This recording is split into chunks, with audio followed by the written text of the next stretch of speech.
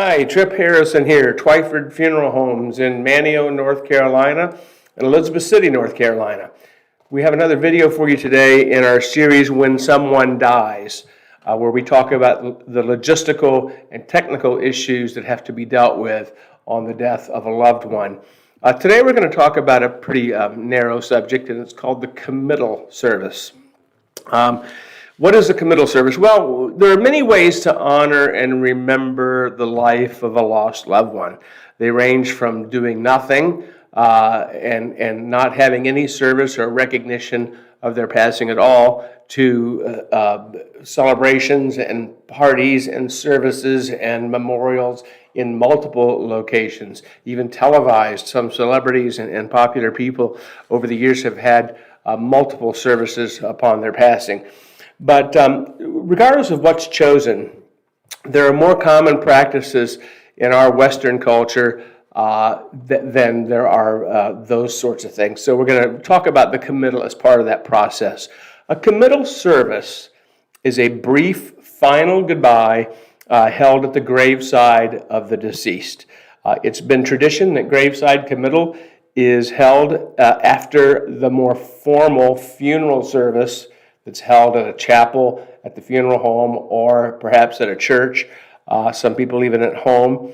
And what's traditionally been done is at the conclusion of the funeral service, the casketed body of the deceased, along with all the flowers that were at the service, is transported to the cemetery in the cases where the cemetery is the final resting place. And this is usually accomplished by what we have called for years the funeral procession, which most of us have known as a progression of vehicles, configuration of vehicles with some arrangement of the following vehicles. There's a lead car in a funeral procession, which is the sedan that carries the funeral director typically, and the minister or other speakers who are part of the funeral. The lead car goes first in the procession to the cemetery from the church or chapel. And a lot of times they'll have flashing yellow lights and sometimes even escorted by the police, who will keep traffic held back en route to the cemetery so that all the cars can travel together without a break. The second vehicle, one we all recognize, is the hearse, or as we call it in this business, the funeral coach. And it contains the casketed remains of the deceased and ordinarily drives right behind the lead car in the procession. Some funeral homes still have family cars, which are basically funeral home owned vehicles that are used to transport the immediate family, so they don't have the burden of driving to the cemetery. They can just be together and comfort one another while they're in the procession. A flower car or van is used to transport the flowers from the service at the church or chapel to the gravesite. And then everyone else who was at the funeral that wishes to attend the committal service will be following then in a line, usually identified by having their lights on. Some areas request that they also turn their flashers on, just to identify that they are part of this string of vehicles making their way to the cemetery, so people don't try to cut in traffic and whatnot, although it still happens from time to time. One of the rules for traveling when you're in a procession is to be sure you have your lights on. Ask the funeral director or a staff member about flashers. The funeral home generally will let the cars all out together. But sometimes, people drive differently, and sometimes it gets a little bit mixed up. But the idea is for everybody to arrive at the cemetery sort of at the same time, so this committal, this final goodbye, can happen with everyone present.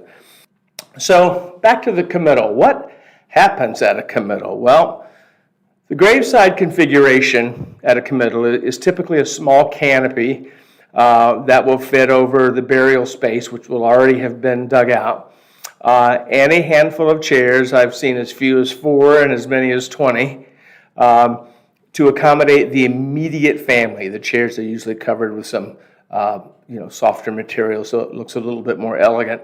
And upon the arrival of the vehicles at the cemetery, the family is escorted to their seats in the tent area, and the pallbearers assemble behind the hearse and remove the casket with the help and the guidance of the funeral home staff and carry it over to the grave space, and they put it on top of a temporary metal frame that we call a lowering device, and they'll set it on this frame, and of course it doesn't lower immediately. It stays up there until the service is concluded, and then it will be lowered down by the grave crew. The minister or officiant of the service will ask those who are not seated to gather around closely, and what happens here varies from religion to religion, from denomination to denomination, area to area, but essentially it will be a last thought or scripture read to comfort those who are grieving. And sometimes it's followed by a few supporting comments from anyone wishing to share a final thought. I've heard jokes told at committals. I've heard funny stories, even somewhat embarrassing stories for the deceased, but typically they're all looked back at as fond memories, and sometimes those add a little bit of a lighthearted moment to an otherwise sad event. Most often a prayer or two will be offered. In some church denominations there are blessings that are spoken and formal prayers that are stated, such as the Lord's Prayer. Things like that are very common. Some more traditional committals will involve asking attendees if they want to come touch the closed casket before it's lowered into the ground and say goodbye. And some people will come. I've seen children place a flower on the casket before it's lowered into the ground, things like that.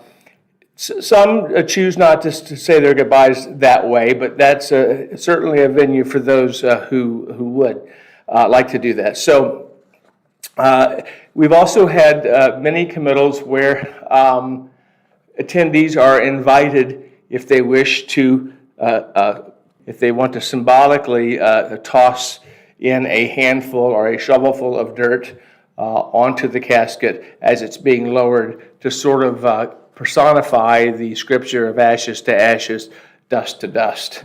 The crowd is then informed at the conclusion of that about any after gathering that there may be, and the committal is usually closed with a benediction or a closing prayer by the minister. So what about variations of these events? Well, let's look at a couple of the most common ones real quickly. Sometimes people will have a graveside funeral service.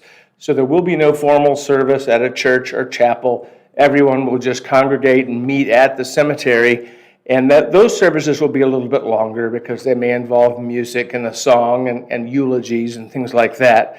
One of the differences with a graveside service versus a funeral is the casket cannot be opened at a graveside service because in outside conditions that presents all sorts of problems. So we would like to remind you of that too. So if you'd like to have the ability for folks to see the deceased and sort of bond with them that way, it wouldn't be possible outside. But graveside services also have some advantages. There's usually not the space limitations in a cemetery that you have in a building of any size. So that can be great for larger than average groups of attendees. On the other hand, you have to be obedient to the weather. And the tents and tarps that are available for graveside services really won't accommodate more than maybe a dozen people or so. So that's something else to keep in mind. What about people who are who choose cremation for their family members? And then those cremains or ashes are then buried later on in a grave space or entombed in a mausoleum. Well, those folks can also have a committal service as well. That's very common. A loved one will pass, cremation is chosen. When the cremains return from the crematory, the family will gather along with guests that they have told about the event, and they'll be there for the entombment or the burial of those ashes, just like a graveside committal for an uncremated individual. So, and of course, it's important to remember that certain faiths like Catholicism, Roman Catholics, who now allow cremation, do require that those ashes be placed, once they're returned from the crematory, in a holy place, which would be defined as a cemetery or a mausoleum. So instead of keeping them at home on a shelf. So those are the types of faiths that we see where they like to do these committals, just like a graveside committal for an interred, uncremated person, that will do the same thing with the cremains. So there are no rules really about the committal. It's just another step in a typical funeral event sequence where we have viewing, visitation, formal funeral service, and then committal. The committal can be just that, or it can be all of that rolled into one, but it happens at the place of final disposition. And whatever else happens there, it's whatever the family wants. Twiford Funeral Home has been serving families in our area, which is northeastern North Carolina, for almost 100 years, and we know our community. And I hope that you can find someone near you who knows what's appropriate for your family based on your faith, and what would be easiest to accommodate in your area, and you get some good guidance for them. So choose a good funeral home. On behalf of Twiford Funeral Homes in Manio, North Carolina, and in Elizabeth City, North Carolina, I'm Tripp Harrison. I appreciate you watching. Please like and subscribe to this channel and share it with your friends or anyone who may be facing a loss right now. We'll see you next time.